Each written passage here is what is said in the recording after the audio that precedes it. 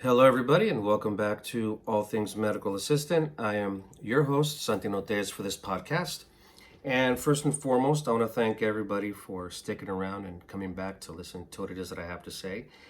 And for any new listeners, I hope you find this podcast interesting and somewhat informative and will choose to come back. And if you know of anybody that might find this interesting as well, please go ahead and pass along.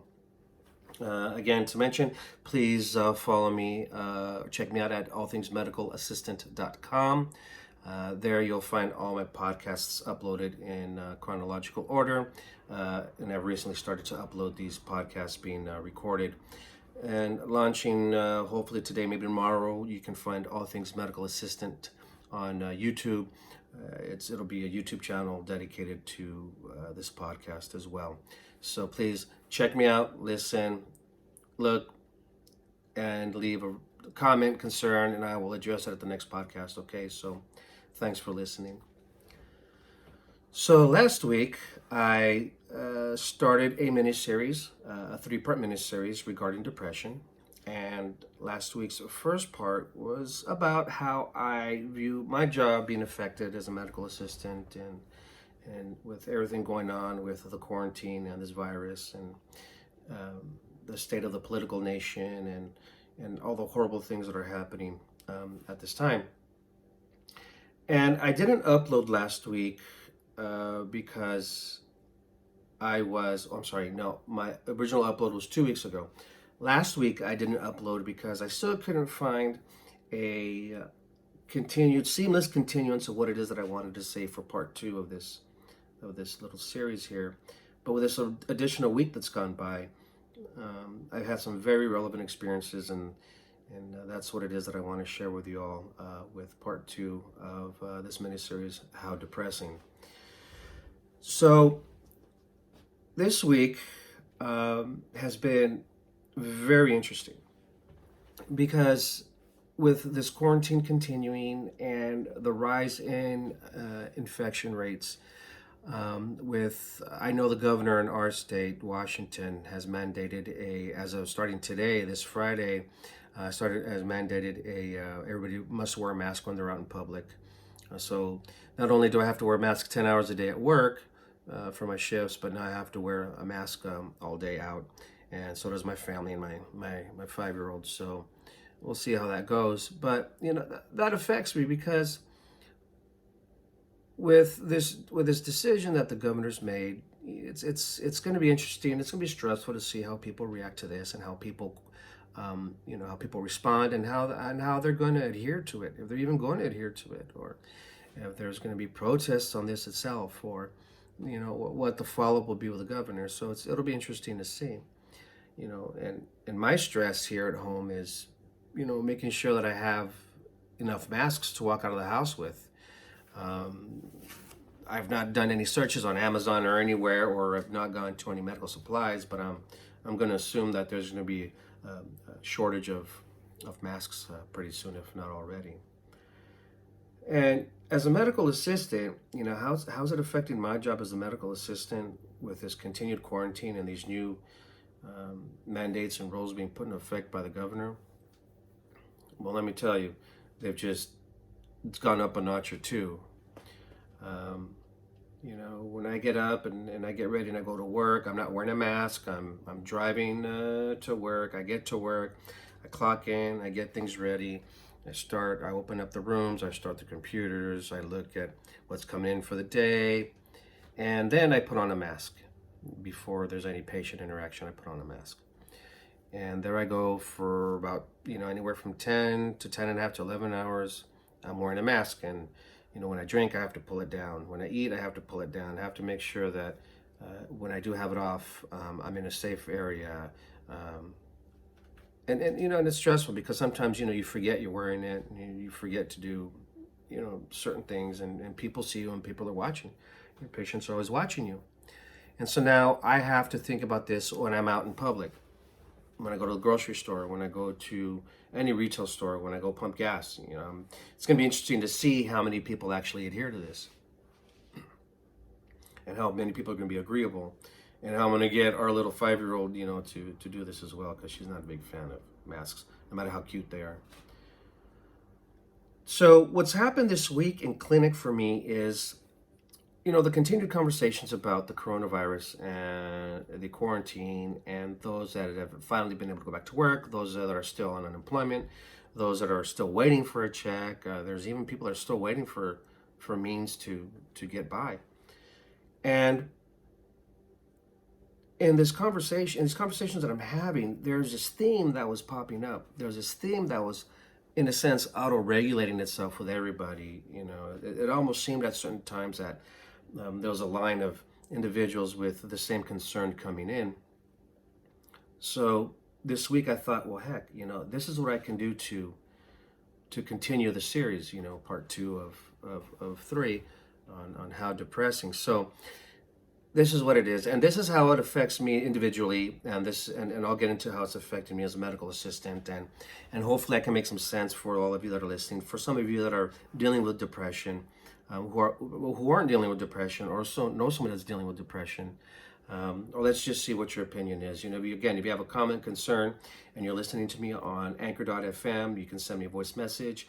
If you're listening to me on Apple Podcasts on the go, please go to allthingsmedicalassistant.com and you can leave me a comment. I'll address it. Same thing at All Things Medical Assistant on YouTube. So, depression is not getting any better. Depression around here is getting worse. There's a multitude of new onsets, acute onsets of depression. And when patients are coming in to start talking about this depression, sometimes they come in for one chief complaint, let's say like a foot pain, or let's say like a headache, or let's say, increased migraines. And when you're taking the H&P, when you're talking to them about what's going on, when you're getting the details, sometimes they have this slip of the tongue where they say, oh, yes, I should maybe when I do medication reconciliation, well, yeah, maybe I should ask for a refill of this, or maybe I should ask about getting back on, Wellbutrin, or starting Zoloft again. Or there's little trigger words, there's little red flags that go up that cause me as a medical assistant to say, hey, somehow this has turned into something about regarding depression or anxiety. So, and of course, I want to be respectful and make sure that I address it. So I'll start talking about it even a little bit deeper, and I'll start asking the tougher questions and pull out the PHQ-9 and the GAT-7s and just be that responsible MA to help them. And the most significant theme is, how do I get back to who I am? How do I become undepressed, if that's even a word? How do I get back to who I was? How can I be happy again? How can I be happy for my family? How can I, I'm trying to make appointments. I'm trying to see a psychiatrist. I'm trying to see a psychologist. I'm trying to speak to a therapist, but I can't because everybody's telehealthing. People aren't taking appointments in person right now. And if things weren't hard enough to get through and to obtain from your primary care, or appointments weren't hard enough to come by to begin with, it's gotten even worse now. And it's increased, and that in itself has increased anxiety. That in itself has deepened the well of depression for many. These are the kinds of instances that will make somebody feel helpless. These are the kinds of instances that'll make somebody feel like, I don't matter. Nobody cares. I'm not getting the help fast enough. No one's listening to me deep enough or objectively enough. No one's helping me. And that's a real thing. It is. Unfortunately, there's a population out there that does not acknowledge this, or thinks that depression is bullshit, or thinks that people caught in this this whirlpool of lost emotion, attention seekers, the first thing to do, if you're someone dealing with depression, being affected by it, you need to try and just put them to the side. You really, really need to do that. It's one of the things that I had to first learn is just disregard what people might be thinking about me, and what it is that I can do for me. How do I get back to me and who I am and my thought process, and how can I change it? Maybe CBT therapy, cognitive behavioral therapy. What can I do? Well, the thing I had to realize was this, and it took me some time. It didn't happen overnight. It didn't happen within a week. It didn't happen within a month. I think it took a little bit of time before I was able to figure this out. But As alone as I felt, I wasn't. There were family willing to help me. I had friends, I had coworkers who understood me, and they all had suggestions, but those suggestions were good enough. And I didn't think anybody's opinion was fruitful or really meant anything because my depression was for me. Even though I would go to groups or my counseling or when I'd speak to my primary care, and everybody would share stories or I'd hear other stories, I would say, wow, there are those that are worse than me and there are those that are not as bad as me, but it's okay because my story is my own. And it's okay because how it's affecting me is real. I may not be of suicidal ideation, I may not be of any other type of self-harm, but to me this is real because not only do I have my individuality to attain to, I have my family, my children, to be able to be that strong man for. But how can I be that? How can I get this help? How can I be who I need to be for everybody?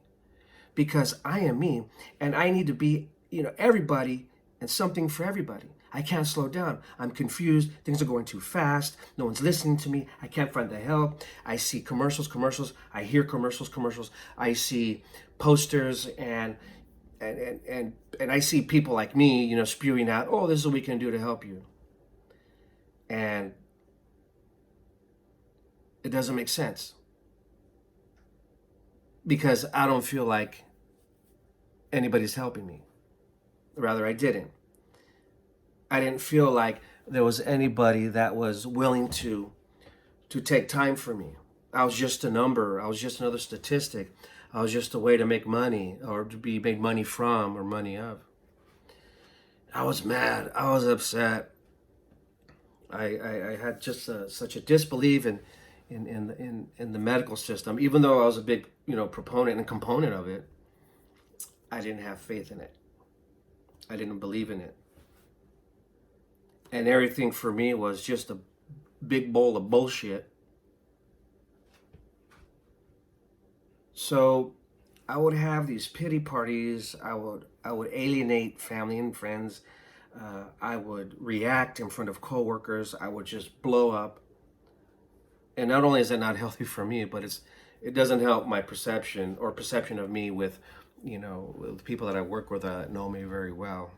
And there again, I'm thinking, well, then I must be broken. I must not be that good person that I thought you thought that I was. Or I must not be that good person that you always thought that I was. But no, I was that good person. So, you've heard these sayings, as when it comes to alcoholics, drug addicts, or anybody with an addiction. You have to accept the help in order to be helped. You have to acknowledge that you need the help in order to be helped. You need to be able to say, yes, I need the help. Well, it's the same thing here with depression. Just because depression is not a chemical dependency, it's a chemical imbalance. It's a chemical disruption in cognitive thinking or pathways to think appropriately. So you can kind of you can kind of relate it, however you want. So what is it that I'm saying to you? Well, when it comes to this depression that we're all feeling, or let's say not even depression, let's say we're upset about what's going on and we don't believe in the change, or we just keep listening to the news or whatever, and we continue stagnant in this bad mood and this horrible mindset. We need to stop that. We need to accept the fact that, you know what? I'm in a tough place. I'm in a really bad situation and I need to get out of it. We need to accept that.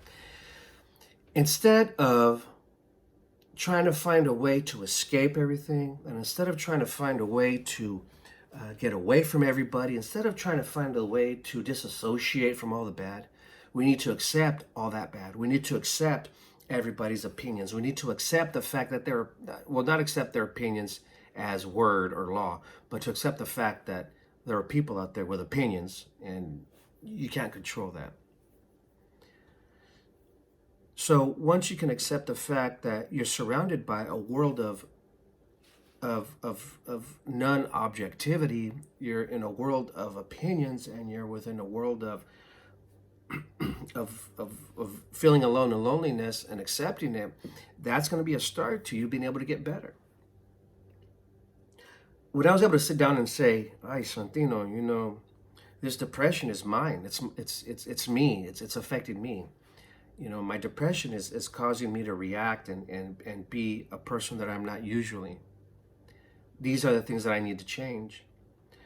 And it took various components in order to be able to get to that conclusion and to be able to efficiently and willingly seek the help. You know, I was able to agree to take therapy. I was able to agree to take medication. I had to open my mind to treatment. I had to open my mind to different types of treatment. That's one thing. You can't be closed-minded. And I understand there's many conditions out there.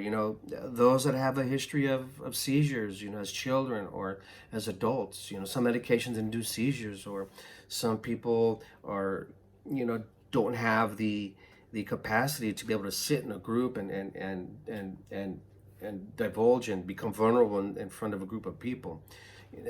Everything is not everything is not for everybody, and it's okay. It's okay to find what works for you. But you have to sit there and say, you know what, this is mine. This is my depression. And it's not that people are upsetting me, and it's not that people are trying to be mean when they tell me that I need help and I fly off the handle. But it's true, I do need help, and this is my depression. I need to accept it. I need to be able to think, where it is that I want to be that person again. How do I get that identity? Excuse me, in my opinion is that if you're able to get back your identity, who you were before the depression, that is a starting point. That is a starting point. That's a start on a path, and along that path, you have to create milestones. You have to create little goals that culminate to the big goal of getting back to who you used to be. So if you get a pad and a pen, and you sit down and you say, who did I used to be? I was an understanding father. I was a great student. I was a wonderful employee. I was a great partner, spouse. How do I get back to that? I was a great baker. I was a great podcast maker. I was a great physician. I was a great therapist. What were you? What were you? What did you feel you were good at and who you were? What made you happy? Was being a baker for children and birthday cakes, or being a medical assistant? Did that make you happy? Being an EMT, did that make you happy? Being a good EMT and now you're in the slums and you don't care about patient care? What was it that you can remember as far back as you can that you were in a good and happy place? And how do you get back there? You need to find that identity. You need to find a way to get back to that identity. Because in depression, you lose your identity. You lose who you are. You lose who you used to be. But it's still there. You just have all this other stuff going on. You have all this mumbo jumbo, these fast conversations going in your mind. You might have, like for me, it was a static, like a TV kind of a static, before that I got on the meds. It was just this kind of just happening, and I was able to push that back with my medication and with taking therapy or group or to talking to somebody licensed, and it helped me. And I had to learn how to contain that internal dialogue, those intrusive thoughts, those things that overtake you when you're trying on your own to be a better person. And the thing is, with depression, you can't do it on your own. You just can't. And if you have, man, I commend you. It's a tough thing to do. So you need to go back and remember who it was that you were and what it was that made you happy and that good place in life. And how do I get back? And from there, you start making your goals small ones. Don't make big ones. Don't even make medium-sized ones, because if you make even the medium-sized ones and you don't obtain it, you've hurt your self-confidence again. You feel like a failure again, and it's gonna make it that much harder for you to start and try and get up on your feet again. And today, with self-isolation or quarantine, and even more lack of medical care, even more lack of primary care medicine, even more lack of emergency services, even more lack of being able to find help. This is something we're going to need to deal with. And this is another reason why we have to take it upon ourselves to try and get on that path of what our identity was before we were upset and depressed. How do I get back to that? We need to accept I need to work at that. We need to accept the fact that this is mine. This is my baby. I need to take care of it. I need to carry it. And that means that you need to take time for you. And I know that we all have responsibilities, some more than others, family, home, mortgage, car, and all that's fine. All that's peripheral, and all that will work, and all that will happen. Assuming that you've not hit a depression so deep that you're really struggling, and I hope that you're not, and I hope that you're able to find those services. And hopefully, maybe if you can hear this and understand that it's a process. You need to put yourself in that position, and you need to push yourself. Because no one's going to do it no one's going to push you. People are going to give you tools. Therapists are going to give you tools and ways and methods and more tools to become that better person, to get on a road to recovery. It's not going to work unless you say, yes, I want it. I'm going to do it. I'm going to push myself. And if there are people out there willing to help you, and it's good help and it's objective help, take it. Don't let the sense of weakness or pride keep you from accepting the help. You need to do it. You need to take it.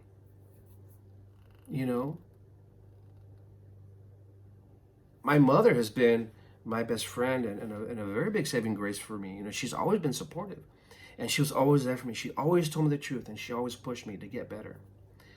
So she was a huge part of my decision making for me to go on and do the right thing. And if you don't have that, that's tough. And you just need to get to that. You just need to get to that point, Push yourself. Get out somewhere, get to, push and wait. And even if you have to wait a couple more days or a week to get to that help, get it, Accept the fact that you need that help, because this is ours. We can't blame that I can't get a therapy session fast enough, right? I can't blame that I can't get medications fast enough. I can't blame the quarantine and everything that's going on. I can't do that. It's a symptom of it. It's a component of what's happening to me. It's a component of what's making me feel helpless and disregarded, and it's what making me think that that medicine's bullshit. But that's not what it is.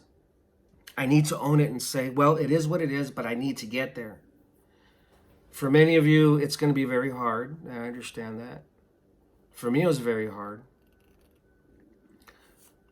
One YouTube video I'd done about a couple of years ago was titled "There Is Help," and it just talks about that. Please, no matter how low you get, how bad it is, there is help out there. You just need to find it. Unfortunately, in today's, with everything going on, it's going to be a little bit tougher, but you'll find it and you can get there. You need to let yourself get there. You need to let yourself be led. You can do it. I did it. I know many people that have done it.